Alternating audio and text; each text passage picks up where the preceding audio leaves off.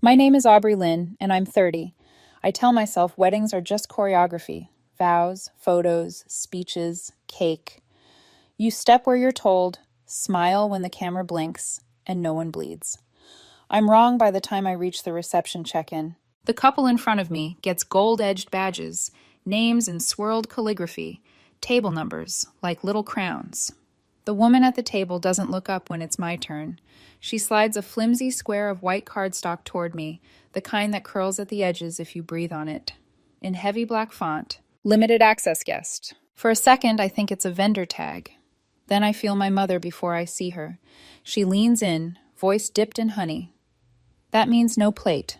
I wait for the wink that turns a cruelty into a joke. There isn't one. She floats away, satisfied with the delivery. The room dulls, like I've been pushed underwater. I step into the hall anyway, as if proximity to flowers and polished flatware can fix the math. The seating chart is a field of tiny tents, names on cream cardstock, tiny gold clips. I search family tables first. Nothing. I scan the far end. Nothing. No chair, no card, no place where my body is meant to exist. I stand against the wall with my badge and learn something quiet and sharp. You can be invited and still not be wanted. My brother raises a toast. People laugh. My parents clap. The bride kisses his cheek. Camera flashes catch the light on the champagne flutes and make everything look more expensive than it is. I wait for someone to notice me, to tilt the universe an inch and say, "This was a mix-up. No one moves." I walk out the way I came. The gift table is quieter now, just a scatter of envelopes and gift bags that try too hard. Mine is still there, plain white, corner bent from where I dropped it earlier. What's inside heavy enough to change a week? A $7,500 check I earned by saying no to vacations and yes to extra shifts. By choosing grocery store dinners over the places with candles, by deciding to do one significant thing for a brother who always said it wasn't about money, then talked about money anyway. I pick up the envelope, open it, slide the check out. For a second, I just hold it, the weight of what I wanted to give proofing in my hand like bread. "I think you won't need this anymore," I say, not loud, clear enough. Chairs scrape. Someone calls my name. Then the chorus, my brother's voice first, angrier than the moment deserves. My parents next, brittle. "Come back, Aubrey, come back." I don't. I walk, out the doors, down the steps, into the kind of daylight that doesn't care who just got married. The badge is still clipped to my dress, cheap paper against good fabric, and somehow that feels exactly right. I drive with my jaw tight and my hands steady. I don't cry. I don't rage. The insult keeps replaying in perfect detail, like a film made to be studied. The check-in table, the badge, my mother's whisper. I pull into a quiet lot and sit with the engine off until the air in the car goes warm and stale and honest. I think of the envelope on the gift table earlier, how proud I was to set it down. I wanted to be part of something. I wanted to believe there was a version of this family where the door opened both ways. Instead, I was the girl with the paper badge, the girl who didn't get a seat, the girl whose own mother found a way to make exclusion sound like etiquette. By the time I'm home, the texts have started their march. Mom first. "Can we talk? Don't make this a thing." Then Dad. "Let's not ruin the weekend." You know how logistics get. No one says sorry. No one says we messed up. They're careful with words, like the truth might stain. My mother adds a flourish. "We assumed you'd be okay with standing since you always say you don't care about fancy stuff." Standing. Like I'm an umbrella you keep near the door for weather. Around noon the next day, Dad calls. I let it ring out. He calls again. Then a text. "Come over. We want to talk. Your brother is here too."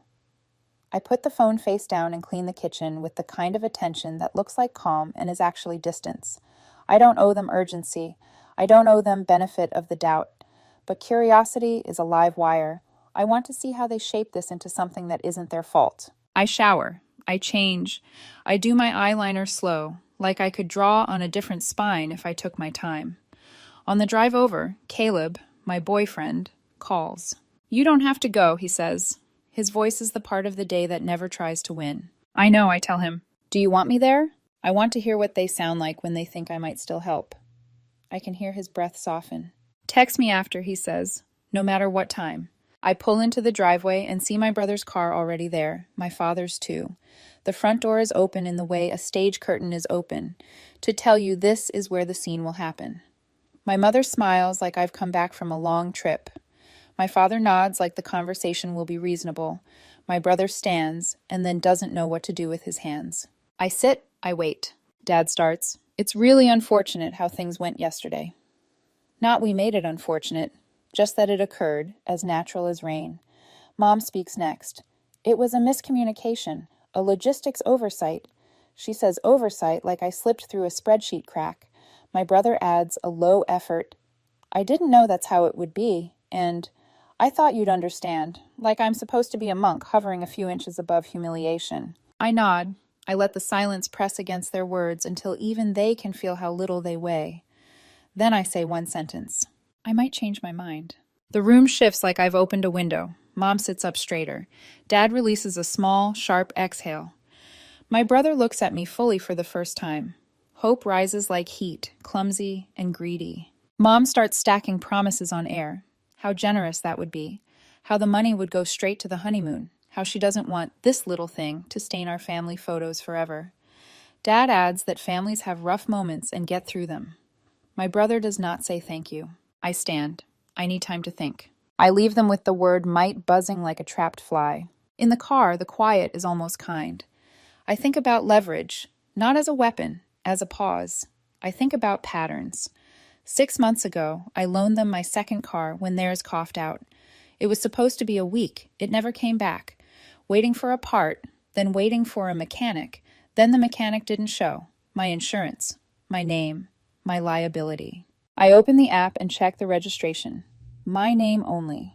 I schedule a tow for Friday morning, type the address with a care that feels like medicine, then watch the confirmation notification sit there like a small, bright stone. At home, the badge is still on my dresser. I unclip it and lay it next to the envelope I didn't give. Paper that says what my family won't. Access isn't a birthright, it's an agreement. My phone pings. A story from Sophie, Caleb's ex. Mutuals still float her past me, whether I want them to or not.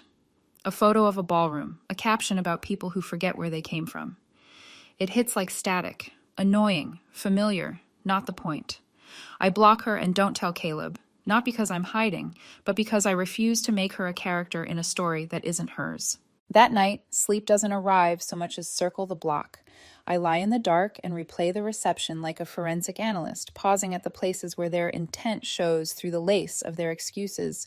It wasn't sloppy, it was specific. Someone made a list, and my name moved. I wake to a text from Mom. We're delaying the honeymoon, not canceling, just pushing it a little. She writes it like a weather report, like turbulence you ride out if you're patient. She does not write, "We're sorry." Dad follows with a call I don't take and a message I read anyway. Proud of the woman you've become. Successful, dependable. Not everyone in the family can say the same. I know you'll make the right call. Compliments dressed as a leash. I make coffee and watch the steam rise, the way heat leaves and becomes something you can't see, but still feel. I think about the word loser no one said out loud, but still aimed, the way humiliation tries to make a home in your throat. I swallow something that isn't it. When my phone rings again, it's Caleb. "How are you?" he asks. "Clear," I say. And I am, in the way a sky is clear after a storm has decided it only wants to ruin someone else's afternoon. I set the mug down. I open my laptop. I start a document and title it Terms. Not because I'm giving them anything, because I'm giving myself a language to live in. Outside, the world keeps doing its choreography. Cars, dogs, deliveries. Inside, I try my lines on for size. This isn't about the wedding, it's about patterns. They fit. By morning, the word might had ripened into strategy. Not cruelty, not revenge. A pause with teeth. My phone began its choreography before coffee finished blooming. Mom first. We were up late talking. Yesterday was a misunderstanding. Let's put it behind us. Then a follow-up before I could type anything. You know how these venues are. Capacity, timing, vendors. It wasn't personal. I stared at the screen and let silence be my first answer. Dad called, left a voicemail pitched like a boardroom apology. "Proud of you, Aubrey. You've always been dependable. Let's be reasonable, sweetheart. Families get through moments like this." He used the word reasonable like a key he assumed still opened me. I made oatmeal. I watched the kettle breathe. I put my phone face down and ate without rushing, because urgency is how I used to lose. At 10, Caleb texted. Slept? Enough, I wrote. They're dangling nostalgia like a coupon. You don't owe them redemption, he sent back. You don't even owe an explanation. I know. He added a single blue heart, the quiet kind of loyalty that never shows up with a megaphone. By noon, my brother texted for the first time since the reception. Can we talk? Just us. 5 words, no punctuation, no ownership, just a request folded into fog. Oh, I'm 19. I didn't answer. I cleaned the sink. I folded laundry. I let the message sit until its need lost heat. When I finally replied, I gave him the smallest door. Soon, not today. The afternoon sagged into the kind of waiting they were no doubt doing across town. I pictured their living room. Mom pacing scripts, Dad polishing his tone, my brother practicing something that would not be a thank you. Weddings relocate people into myth. The day after drags you back into who you are. I wondered if they felt that drag. I took out my notebook and wrote 3 columns. Facts, patterns, terms, under facts, paper badge, no plate, whisper. That means no plate. Seating chart, my name missing. $7,500, check reclaimed. No apology. Under patterns, loaned second car for a week. 6 months later, still theirs. My name on insurance. Promises like breadcrumbs I followed into their kitchen. Under terms. If any money moves, it's a loan with interest, signatures, and a no theatrics clause. No more group chat ambushes. No more whispered logistics. No more public humiliation spun as etiquette. Writing it made my breath even, like my lungs were reading along. At 3, Mom texted a photo of my brother and his bride, smiling under an arch of roses. We just want you to be part of this joy, she wrote beneath it, as if scrollable happiness could amend a seating plan she pretended didn't exist. I muted the thread. I went for a walk, long enough for my thoughts to stop wearing grooves. The winter sun had that clean, hard quality that flattens shadows. I passed a bakery where 2 flower girls from yesterday gnawed at cookies the size of their faces and wondered if either of them would one day learn to swallow being small without choking. I hoped not. Back home, a new voicemail from Dad. I'm not going to beg. I'm asking you to be pragmatic. They need help with the honeymoon. Consider the goodwill this will restore. Pragmatic. Goodwill. Pieces from a vocabulary set that never includes sorry. I brewed tea and called Caleb. They're staging this like weather, I said. A front moves through, everyone gets damp, then we dry off. And you were the umbrella, he said. Worse, the coat check token. I never left the lobby. Tell me something true, he said. This isn't about the wedding, I answered, surprising myself with how fast the sentence arrived. It's about patterns. Then write the pattern, he said. I did. I told him about my notebook, about facts, patterns, terms, about the second car in my name and the tow scheduled for Friday. He didn't whoop or clap. He just said, good, like the word itself could hold the door while I carried my things out. After we hung up, I opened my laptop and drafted the loan language I doubted I would ever offer. Repayment schedule, modest interest, no contact clause about the money. Outside written check-ins. It wasn't performative. It was me proving to myself that if I gave, I could do it without bleeding. At 5, the doorbell, the one I'd trained my body to ignore since Christmas. Reflex 1. I froze. Through the peephole, my brother, hands jammed in pockets, tie askew, the performative sheen scrubbed off. I considered not opening it.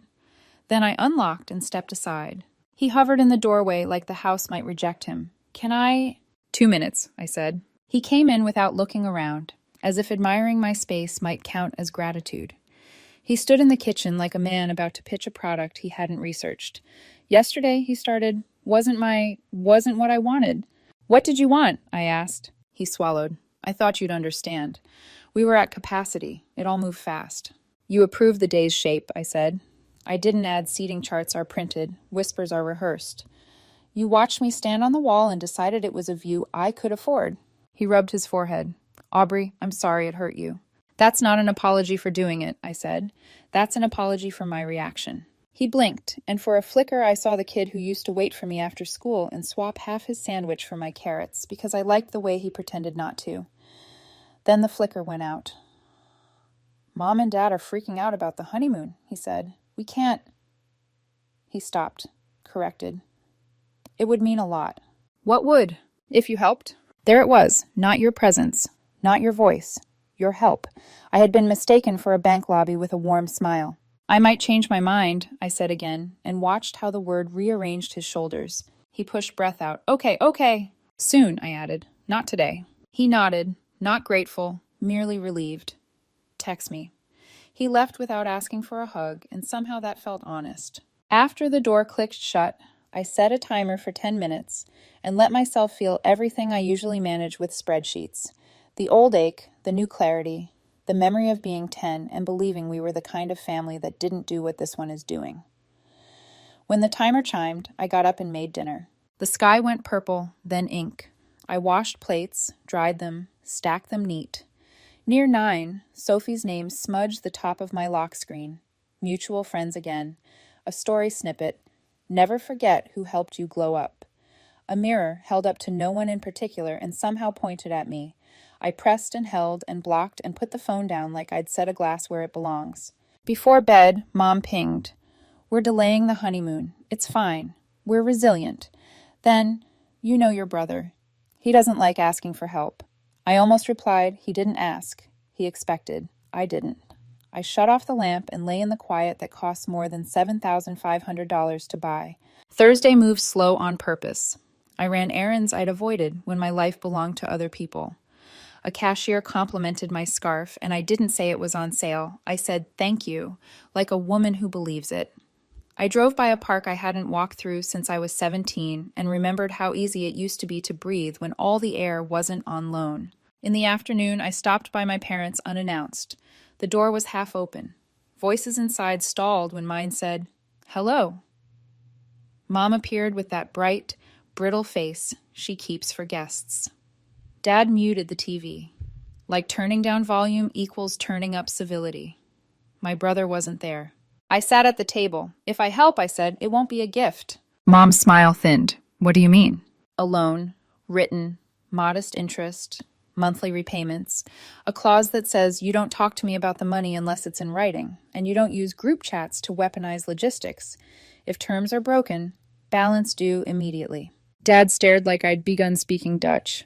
Aubrey, this is family. Which is why I'm offering a structure instead of a door, I said. And if you don't want structure, you can seek funds elsewhere. Mom's eyes shined with a wetness I didn't trust. We're not that kind of family. We were the kind of family that gave me a limited access badge, I said softly. Maybe we need to be another kind now. Dad steepled his fingers. Let us think. You have until Sunday, I said, and stood. I left before anyone could grab for my sleeves with the old narratives. Outside, the air was the bright cold that makes your teeth feel clean. I sat in my car and exhaled all the way to the bottom. The tow was scheduled for the morning after next.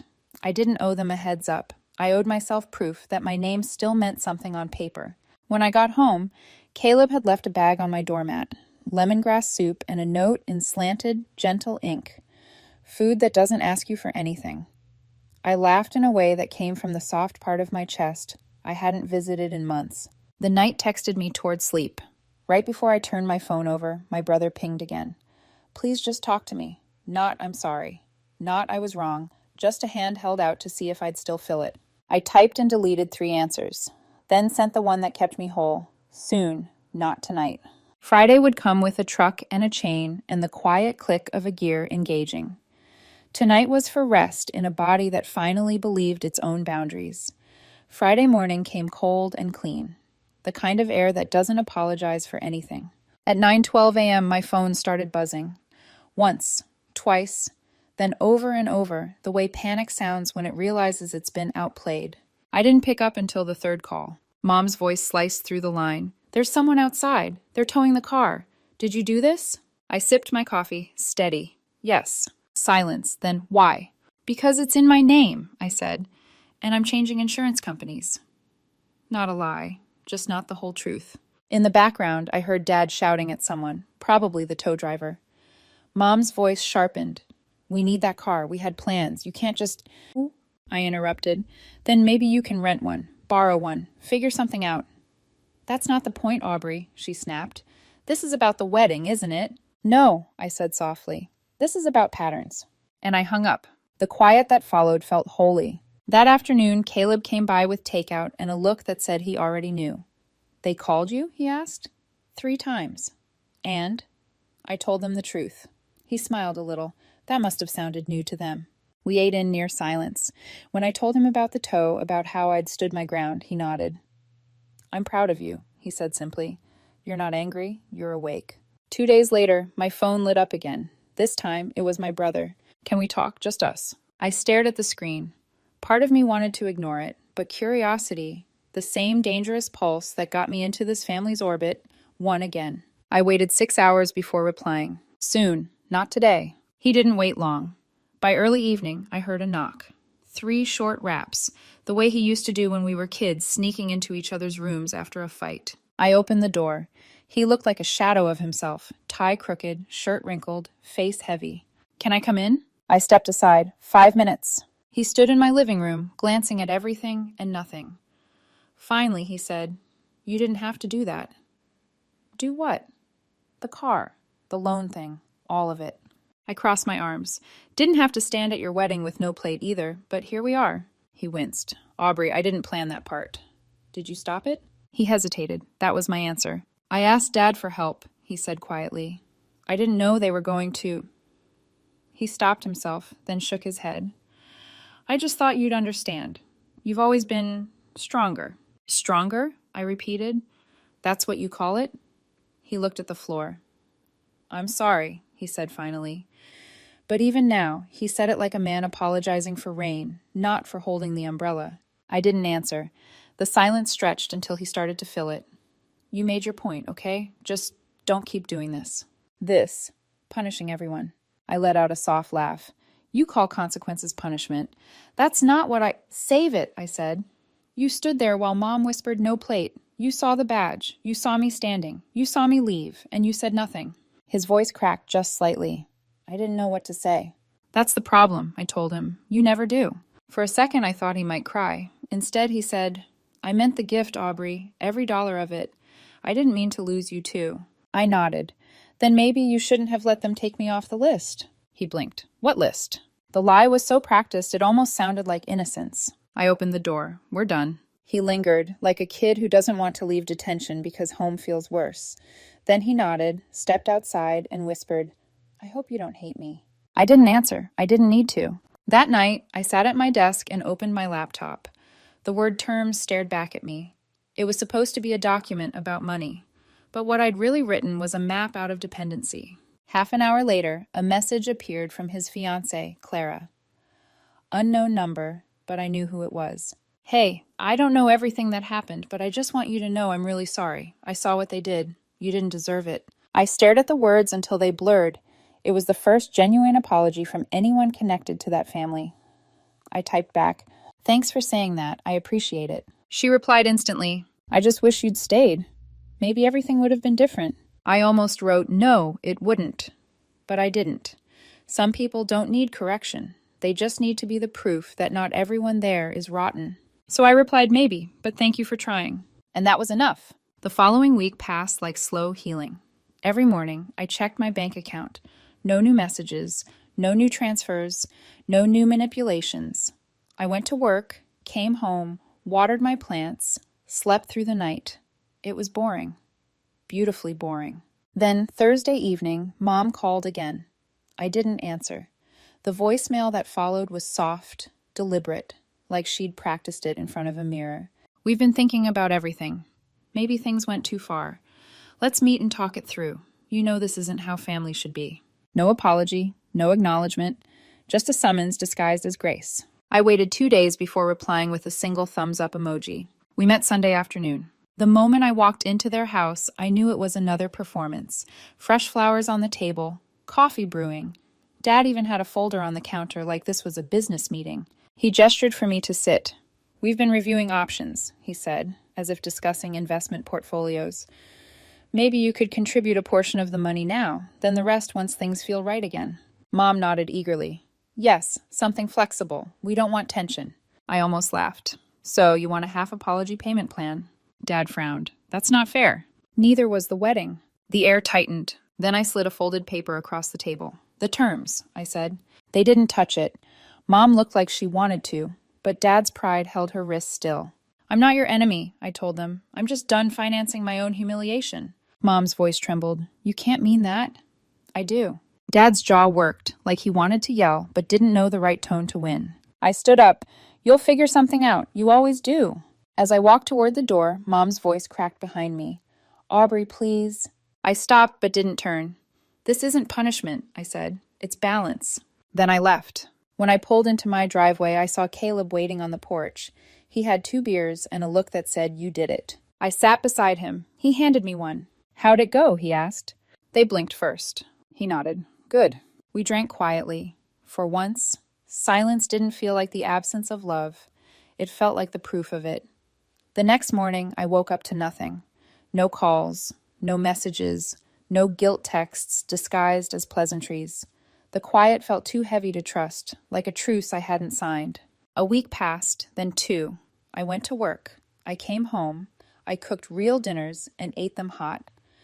The peace felt earned, but the silence still had edges. Then, one afternoon, a small notification blinked across my screen. Bank alert, incoming transfer. $40 IM from L. Lynn.